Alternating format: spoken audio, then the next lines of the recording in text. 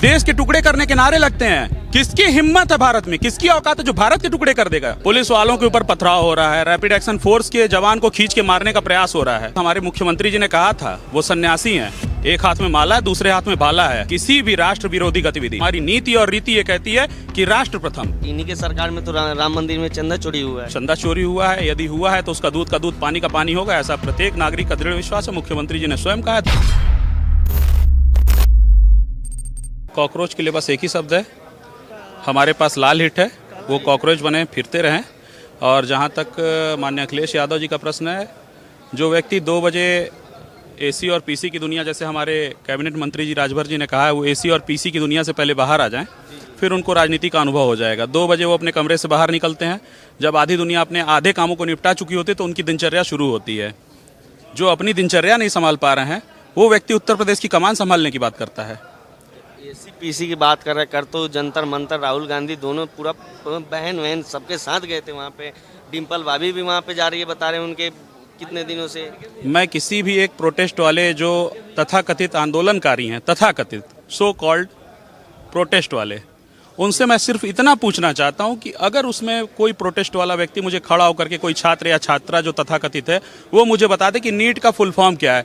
उन आंदोलनकारियों को, स्टूडेंट को आप देशद्रोही बता रहे हैं। कौन स्टूडेंट वहां देश के टुकड़े करने के नारे लगते हैं? किसकी हिम्मत है भारत में, किसकी औकात है जो भारत के टुकड़े कर देगा? भारत तेरे टुकड़े होंगे, धर्म विशेष की नारेबाजी होती है, वो छात्र आंदोलन है। ये कौन सा छात्र आंदोलन होता है? आप कौन सा प्रोटेस्ट? धर्मेंद्र प्रधान का इस्तीफा मांगते मांगते मोदी जी का ही इस्तीफा मांगने वहां पर आप गए थे। वो प्रोटेस्ट नीट की परीक्षा को लेकर के था। आपको यदि इस्तीफा मांगना था, आप मंत्री का इस्तीफा मांगते। आपने उसको राजनीति का मंच बनाया। आप अन्य राजनीतिक दलों के लोगों को बुला करके आप उसको राजनीतिक रूप देना चाहते हैं। आप शांतिपूर्ण प्रोटेस्ट कर रहे थे। कल के विजुअल्स आपकी मीडिया के माध्यम से हम लोगों तक पहुंचे हैं। किस प्रकार की बर्बरता वहां पुलिस वालों के साथ हो रही है, किस प्रकार आम जनता की गाड़ियों को तोड़ा जा रहा है, सुरक्षा कर्मियों की गाड़ियों को तोड़ा जा रहा है। देश की प्रॉपर्टी, सरकारी संपत्तियों को नुकसान पहुंचाने का काम यदि होगा तो जिस प्रकार से सरकार निपट रही है उसकी डबल क्षमता के साथ इस भारत की जनता, एक भारतीय जनता पार्टी और देश का नागरिक उसका मुंह तोड़ जवाब देगा कॉकरोचों को। वो कह रहे हैं कि पुलिस बर्बरता कर रही है, बच्चों बूढ़ों किसी को नहीं छोड़ रही है। प्रमाणम प्रत्यक्षम किम प्रमाणम। आप विजुअल्स देखिए ना, पुलिस वालों के ऊपर पथराव हो रहा है, रैपिड एक्शन फोर्स के जवान को खींच के मारने का प्रयास हो रहा है। हमारी पुलिस, हमारे मुख्यमंत्री जी ने कहा था वो सन्यासी हैं, एक हाथ में माला है, दूसरे हाथ में भाला है। तो ये उत्तर प्रदेश और भारत की पुलिस है। भारत के अंदर रहने वाले व्यक्ति का बर्ताव कैसा होना चाहिए उसको ठीक करने के लिए हमारी पुलिस है। और यहाँ पर कोई भी देश विरोधी गतिविधि यदि कोई होगी तो उसका मुंहतोड़ जवाब इसी प्रकार से दिया जाएगा। धर्मेंद्र प्रधान का इस्तीफा मांगते मांगते अभिजीत दीपकी और प्रधानमंत्री का भी इस्तीफा मांग रहे हैं। मैंने आपसे पहले ही कहा, ये आंदोलन किसी शिक्षा की नीति को लेकर के नहीं है, ये राजनीतिक नीति है, ये विपक्ष की साजिश है, ये राजनीतिक आंदोलन है। यदि अगर किसी एक मंत्री का इस्तीफा मांगना होता तो मुझे लगता है कोई भी राजनीतिक दल का कोई भी पदाधिकारी या कार्यकर्ता उस मंच पर नहीं जाता, उस मंच पर उनको चढ़ने भी नहीं दिया जाता।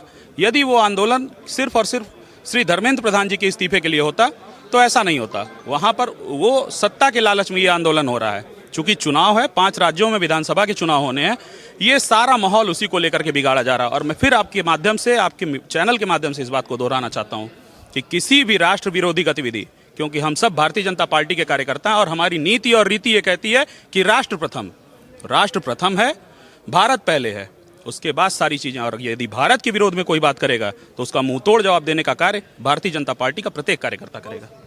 जंतर मंतर की इतना बड़ा प्रोटेस्ट हुआ है, उससे कुछ फर्क नहीं पड़ने वाला है उत्तर प्रदेश चुनाव में। जंतर मंतर का प्रोटेस्ट, मैंने बार बार आपसे कहा भाई मेरे, अगर वो जंतर मंतर का प्रोटेस्ट शिक्षा को लेकर के होता तो उसका फर्क पड़ता। आपने उसको राजनीतिक रूप दे दिया है ना। तो आप राजनीति यदि करनी है, जो लोग यदि राजनीति करना चाहते हैं, कुछ उसमें अन्य लोग भी हैं, मैं नाम नहीं लेना चाहता, राम मंदिर को लेकर तमाम तरीके की बयानबाजियां हो रही हैं, अपने कुर्सी को छोड़ें, राजनीति में आए, उनको उनकी औकात का अंदाजा लग जाएगा। ये उत्तर प्रदेश है, ये योगी की भूमि है। वही तो बता रहे कि इन्हीं के सरकार में तो राम मंदिर में चंदा चोरी हुआ है। चंदा चोरी हुआ है, यदि हुआ है तो उसका दूध का दूध पानी का पानी होगा, ऐसा प्रत्येक नागरिक का दृढ़ विश्वास है। मुख्यमंत्री जी ने स्वयं कहा है दूध का दूध पानी का पानी हो जाएगा। और उसमें जो लोग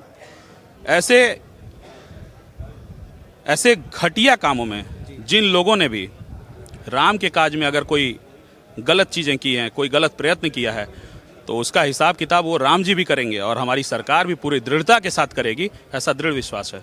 और आपके चैनल के माध्यम से पुनः कहना चाहता हूँ, ये उत्तर प्रदेश की जनता है, ये भारत की जनता है, ये भारतीय जनता पार्टी की सरकार पूरे दृढ़ संकल्प के साथ हम सब ये कह सकते हैं कि प्रचंड बहुमत से पुनः मुख्यमंत्री योगी आदित्यनाथ जी महाराज के नेतृत्व में भारतीय जनता पार्टी की सरकार हम सब बनाने के लिए दृढ़ संकल्पित हैं। वो कह रहे हैं कि 27 में कुछ नहीं होने वाला है, पीडीए के साथ हम आएंगे। लास्ट सवाल आपसे यही है, पीडीए के साथ मतलब फुल बहुमत से आने वाले अखिलेश यादव?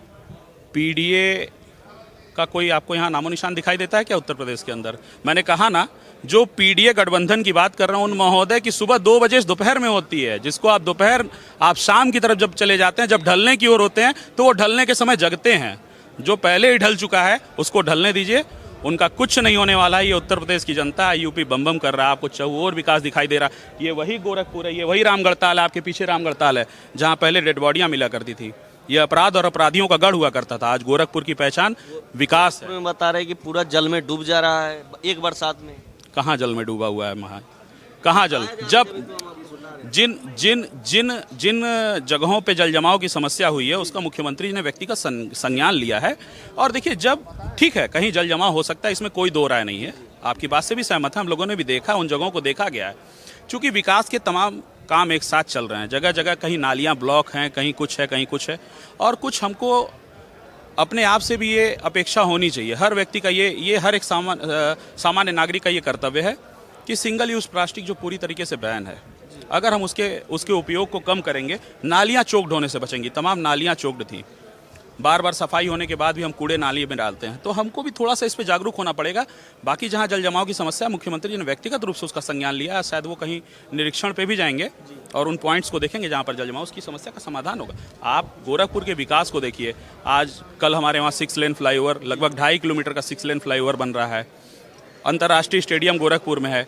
जल जमाव की समस्या से निजात के लिए हमारे तरगुलानी में इतना बड़ा पंपिंग हाउस 85 करोड़ की लागत से माननीय मुख्यमंत्री जी ने बनवाया है। अब जल जमाव की समस्या से निजात मिल जाएगा, कुछ समय और रुकिए। ये वही गोरखपुर है, मैंने कहा ना, यहाँ से इसकी पहचान मच्छर और माफियाओं से होती थी। 1 साल बाद अब कहेंगे कि अभी भी इस गोरखपुर की पहचान कहाँ है माफिया? कहाँ है माफिया? आप मुझे बताइए, किसी माफिया को बता दीजिए ना, कहाँ है माफिया? बता रहे जिसको महाराज ने कहा मिट्टी में मिलाएंगे, उसको मिट्टी में मिला दिया।